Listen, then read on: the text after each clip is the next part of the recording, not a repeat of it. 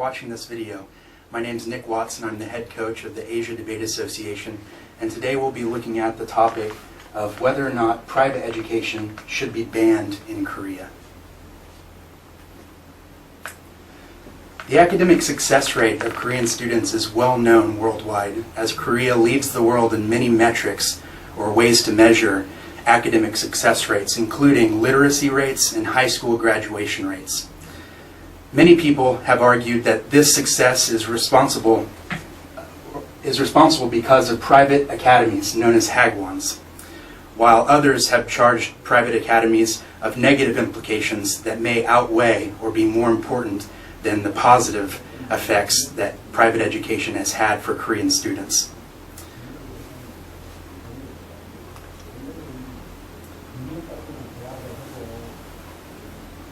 To start with this debate, we have two sides. The pro side, here being represented by Ashley, is in charge of proving that the topic is true, which means that Ashley will be making arguments for why Korea should ban private education.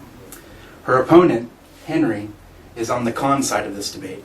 The con side of any debate is responsible for proving that the topic, that private education should be banned in Korea, is not true, which means that Henry will be making arguments for why the positive effects of private education outweigh any negative effects that Ashley may be accusing them of. The first two speeches that come in this debate round are called constructives.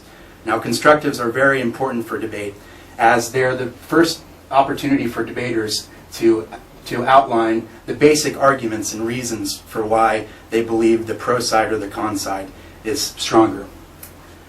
Ashley will start this debate with the first constructive. Ashley, like many others, is making the argument here that private education should be banned because private education is inherently unfair for students of low-income families. It's well known that some teachers in Korea are able to make lots of money because they're very well known and very respected. Ashley is arguing that allowing only a few teachers to make the most money will disadvantage those students that are not able to pay the large amount of money that some private education academies charge, and that overall this means that low-income students will not be as successful and may end up lowering the overall success rate of the Korean education system. Now, Henry's constructive argues the exact opposite. Henry is arguing that the economic incentive that private education offers to teachers means that teachers will try to be the best that they can be, and that the overall success rate of Korean students, even if Ashley is correct in saying that it disadvantages low-income students, is more important than looking at individual students. The next set of speeches that come in a debate are called the rebuttal speeches.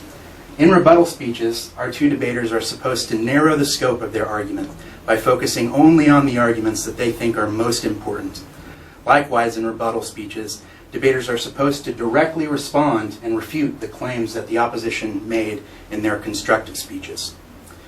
Ashley will be the first one to give a rebuttal.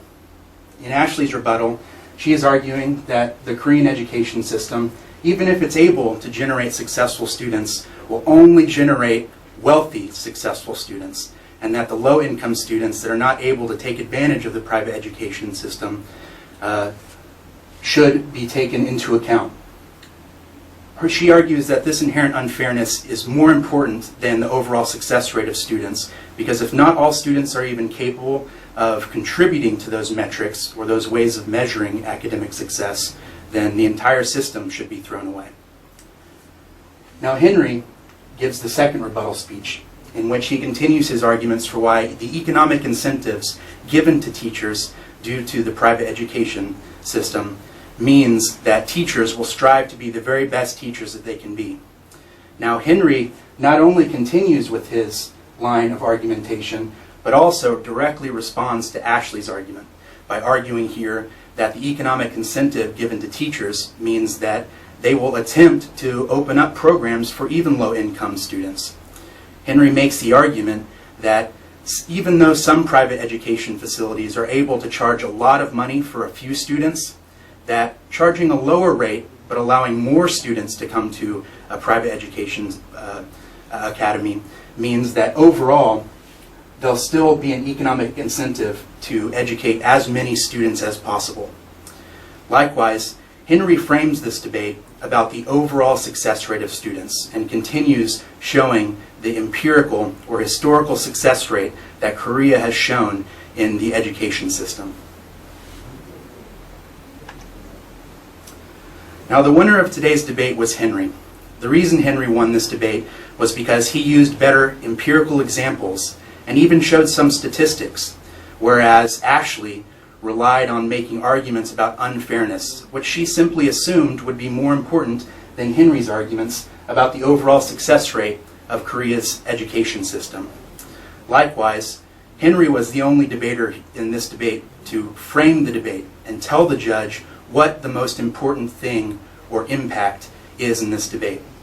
In this case, Henry's arguments for the overall success rate of the Korean student body means that even if Ashley was correct in showing that some students are not capable of taking advantage of the private education system, that the overall student body's success rate is more important than making sure that absolutely every student is capable of taking advantage of the private education system.